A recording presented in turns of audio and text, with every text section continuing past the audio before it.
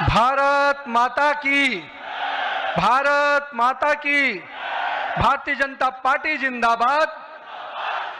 Bharatiya Janata party जिंदाबाद। आज इस अवसर पर हमारे भारतीय जनता पार्टी के वैसे नेतृत्वकर्ता, जिन्होंने देश को ही नहीं पूरे विश्व को नेतृत्व दिया, और मैं कह सकता हूं एक प्रधान सेवक के रूप में जिस प्रकार से उन्होंने सेवा की है, वो हमारे कालखंड के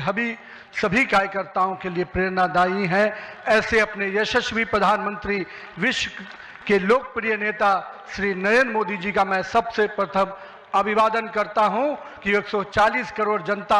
आपके इस सेवा भाव से हमेशा आपका अभिनंदन करना चाहती है। हमारे बीच में भारतीय जनता पार्टी के पूर्व के राष्ट्रीय अध्यक्ष, वर्तमान में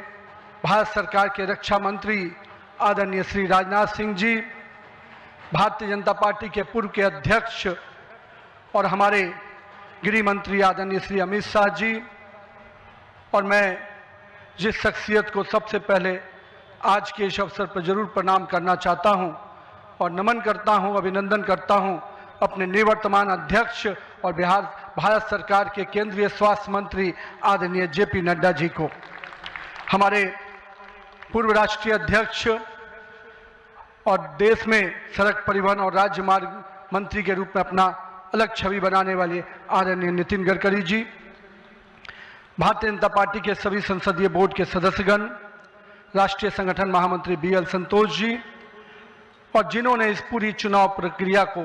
और हम कह सकते इस संगठन पर्व को नेतृत्व दिया, वैसे अपने के लक्ष्मण जी, सभी राज्यों के माननीय मुख्यमंत्रीगण,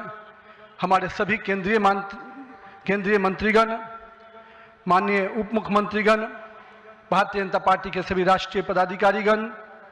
सभी प्रदेशों से आए हुए हमारे माननीय प्रदेश अध्यक्षगण, माननीय संगठन महामंत्रीगण, और हमारे सभी इस राष्ट्रीय परिषद गहराइयों से आप सबका आभार व्यक्त करता हूं जो हमारे मंच पर शीर्ष पर बैठे हैं, हमारा शीर्ष नेतृत्व, और यहाँ पर बैठा हुआ पार्टी का वैसा नेतृत्व जिसने हर बूथ तक भाजपा के विस्तार में योगदान दिया है। आपने मुझ जैसे सामान्य कार्यकर्ता को पार्टी का इस सर्वोच्च पद तक पहुंचाने का अवसर दिया है, मैं इसके लिए आप सभी को प्रणाम करता हूं। माननीय आदरणीय प्रधानमंत्री जी, मैं हृदय से आपका आभार व्यक्त इसलिए करता हूं क्योंकि हम लोग ने हमेशा दूर से ही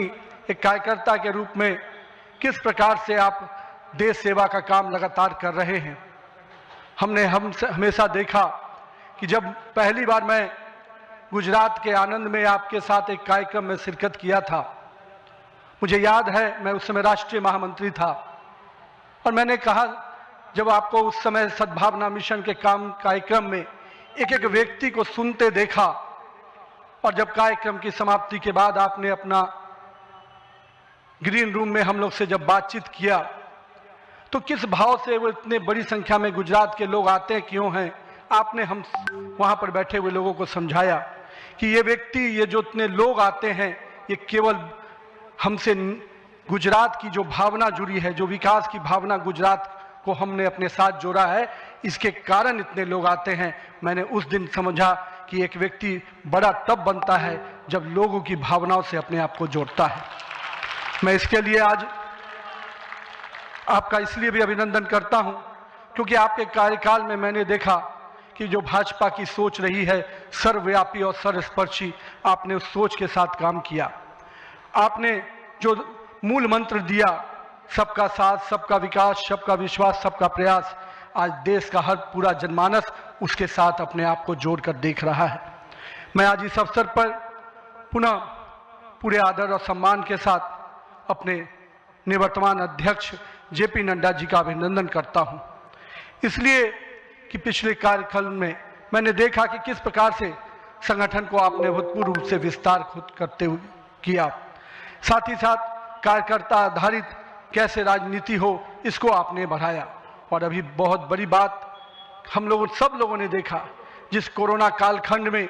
एक एक व्यक्ति अपने घर के अंदर महफूज हो रहा था, उस समय सेवा के उस परंपरा को, सेवा की संस्कृति को आपने जिस प्रकार से समाज में भाजपा कार्यकर्ताओं से आह्वान किया कि आप जाइए, आगे बढ़िए और सेवा के भाव से इस देश में कोरोना कालखंड में लोगों की सेवा कीजिए। पूरा संगठन आपके साथ खड़ा रहा। माननीय प्रधानमंत्री जी का जो निर्देश था उसको आपने जिस तरीके से लागू किया वो हम सब कार्यकर्ताओं के लिए अनुकरणीय हुआ। और मैं इसलिए उस समय को याद करता हूं कि जब विपक्ष के लोग घर में दुबके थे और भाजपा कार्यकर्ता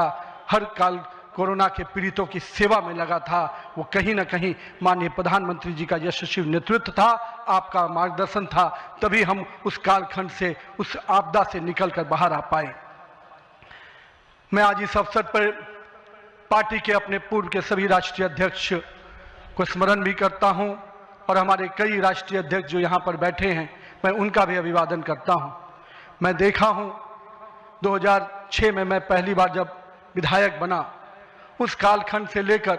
किस प्रकार माननीय हमारे पूर्व के राष्ट्रीय अध्यक्ष राजनाथ सिंह जी ने पार्टी के कामों को हमेशा हर कार्यकर्ता से जुड़ने का प्रयास किया। मैंने जब नितिन गडकरी जी को देखा तो मैंने देखा कि किस प्रकार से संगठन के हर मोर्चा और सेल को उन्होंने गढ़ने का काम किया।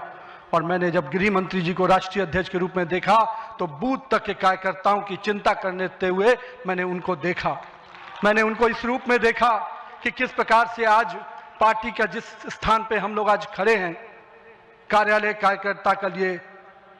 मैं कह सकता हूं तीर्थ स्थान होता है, और जहां से कार्यकर्ता अपनी ताकत पाता है, उस कार्यालय को भी आपने किस प्रकार से पूरे देश में एक निर्माण करने की योजना बनाई। और आज हर बूथ का कार्यकर्ता अपने आप को उस तीर्थ पर जाकर अपने आप को धन्य महसूस करता है। मैं आज अपने पूर्व के सभी राष्ट्रीय अध्यक्षों को इस अवसर पे बहुत बहुत अभिनंदन करता हूं और साथ ही साथ उन सब को स्मरण करते हुए उनका आभार व्यक्त करता हूं कि उन्होंने पार्टी को इस मुकाम तक पहुंचाने में बहुत बड़ा योगदान दिया है। मैं आज नमन करता हूं उन लाखों कार्यकर्ताओं को जिन्होंने पार्टी का संगठन, राष्ट्रवाद के विचार और भारत माता की मान बढ़ाने के लिए अपना जीवन न्यौछावर किया। आज उनकी तपस्या और त्याग ही है का परिणाम है कि आज पार्टी इस ऊंचाई तक पहुंच पाई है।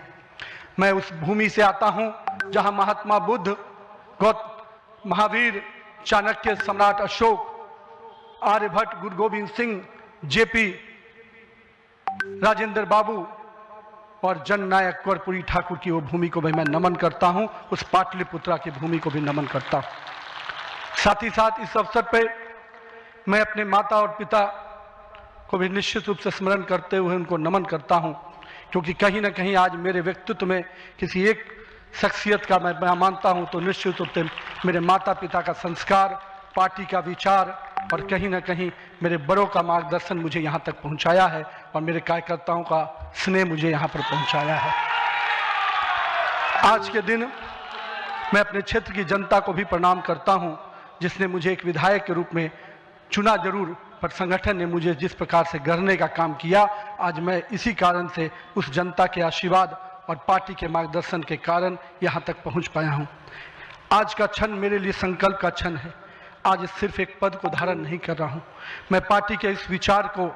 परंपराओं को, एक राष्ट्रवादी आंदोलन की जिम्मेदारी को स्वीकार कर रहा हूं। और मैं इस अवसर पर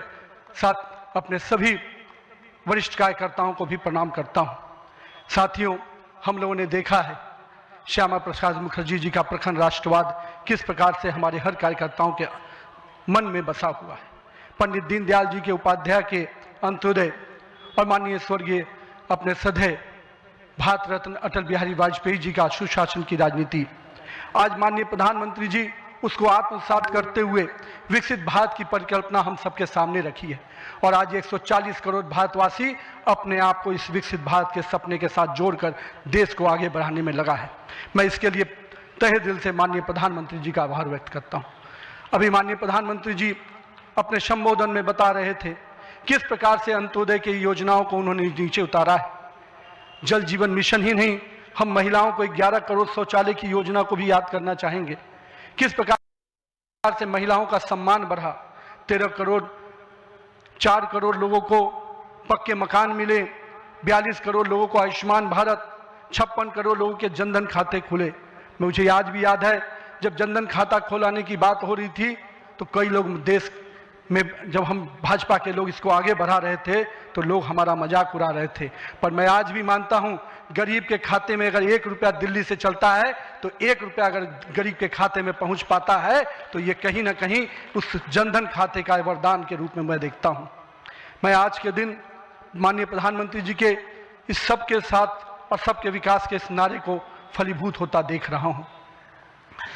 हम लोगों ने लंबे समय से कुछ नारे को, भाजपा के कार्यकर्ता, हमारे जनसंकाल के कार्यकर्ता लगातार कुछ नारे को गढ़ते थे। रामलल्ला हम आएंगे, मंदिर वहीं बनाएंगे, जहां हुए बलिदान मुखर्जी वो कश्मीर हमारा है, एक देश में 2 विधान 2 प्रधान 2 निशान नहीं चलेगा। साथियों, आज भाजपा के कार्यकर्ताओं ने वो कालखंड देखा जब अयोध्या का भव्य राम मंदिर का मार्ग प्रशस्त हुआ। आज जम्मू कश्मीर की जनता ने 370 धारा से मुक्ति का दौर देखा। आज सांस्कृतिक व राष्ट्रवाद की विचारें और मजबूत हो रही हैं। साथियों, मुझे याद है था जब पाकिस्तान के झंडे लहरा रहे थे और दिल्ली की सरकार बैठकर मौन बैठी थी उस समय, क्योंकि वो समय हम लोगों ने युवा मोर्चा के कालखंड में काम करने का जब मौका मिला था तो हमने देखा था उस समय जब माननीय प्रधानमंत्री जी उस कालखंड से 370 को समाप्ति किए तो कहीं ना कहीं पूरे कश्मीर की फिजा बदली है और आज कश्मीर का लाल चौक तिरंगे से लहराया नया नजर आता है। ये परिवर्तन हमारे देश में आया है। साथियों,